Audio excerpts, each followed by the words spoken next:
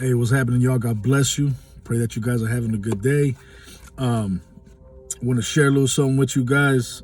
And today's the 29th, so we're reading Proverbs 29, and it's chapter 29, verse 1. And verse 1 says this, okay? It says, whoever stubbornly refuses to accept criticism will suddenly be destroyed beyond recovery. Okay? Now, first things first, all right? Let me clear one thing. This right here is not talking about just being a judgmental person and walking around and just pointing your finger at everybody, okay? This is not talking about them judgmental Christians, you know what I mean? That just, love, pointing people, pointing the finger at people and you know what I mean, sending them to hell because yada, yada. This is not what I'm talking about, okay? And at the end of the day, Christian or not, you got judgmental folks on every side. But I'm not talking about being judgmental. Okay, so let me make that very clear real quick, that I'm not talking about being judgmental.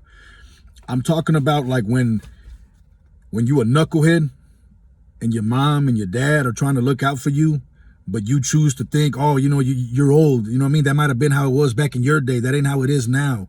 You're being stubborn. Okay? Like if you that dude that you still think you got to impress your boys and your wife is trying to, tell you to, trying to get you to grow up, trying to get you to man up, trying to get you to reach that potential that she sees in you, but you keep thinking, you keep just dismissing it because you think that she's just nagging you and I ain't trying to do all that because I'm trying to be cool for my boys. You're being stubborn. If you're the type of woman that your man is trying to push you, trying to get you to become that mother that he knows you can be, we have those people, okay, that see that potential in us. They see more than what we do.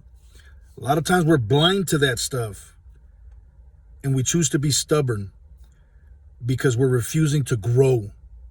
We're refusing to grow as men, as women, as people. Okay? We're refusing to grow as a mother, as a father, as a brother. We're refusing to grow as Christians.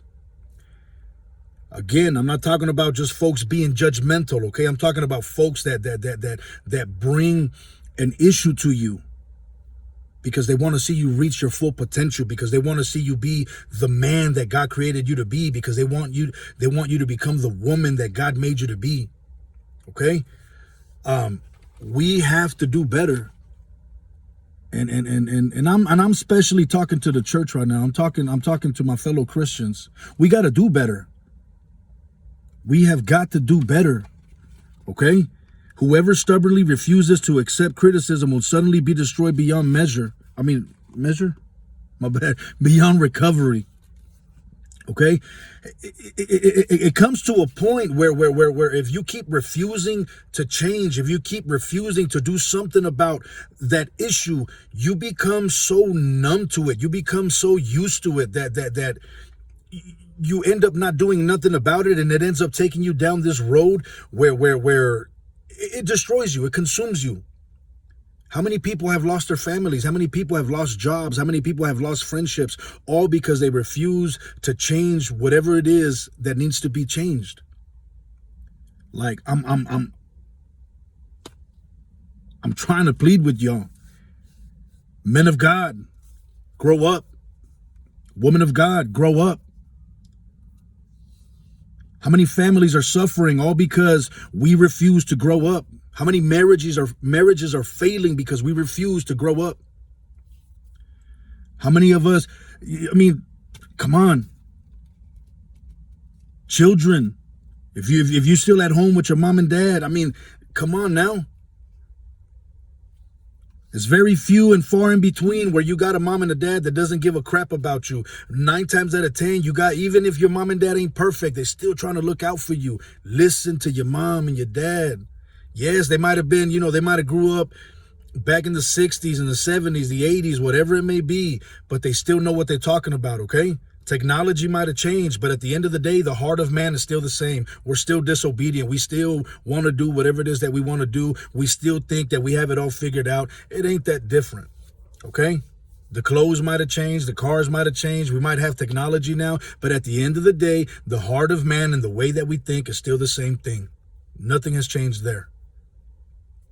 I encourage you guys, if you got a friend, if you got a wife, a husband, a mother, a father, whoever it may be that's trying to look out for you and is trying to push you to grow, for you to reach your full potential so that you don't lose your family, you know what I mean? Come on now. Let's do better. I know some of y'all ain't going to want to hear this. And I'm talking to myself too, okay? Because I'm not there yet. I made the mistake for years of telling my wife, man, why you always nagging me? Why you always tripping on me? You need to, man, just chill out. Because I was too dumb. I was too blind to realize that she's seen a whole lot more in me than what I did. And she still does. She still sees a lot more in me. She still pushes me, you know what I mean, for me to reach more and to not settle for you know what I mean, to not settle when I'm made for more.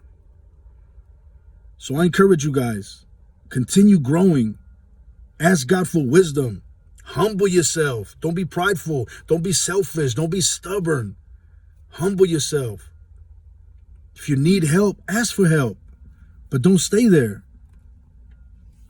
Man, I love you guys. I pray that I'm not rubbing you the wrong way. And if I am, it is what it is. I hope that it pushes you to grow. I love you guys. God bless you.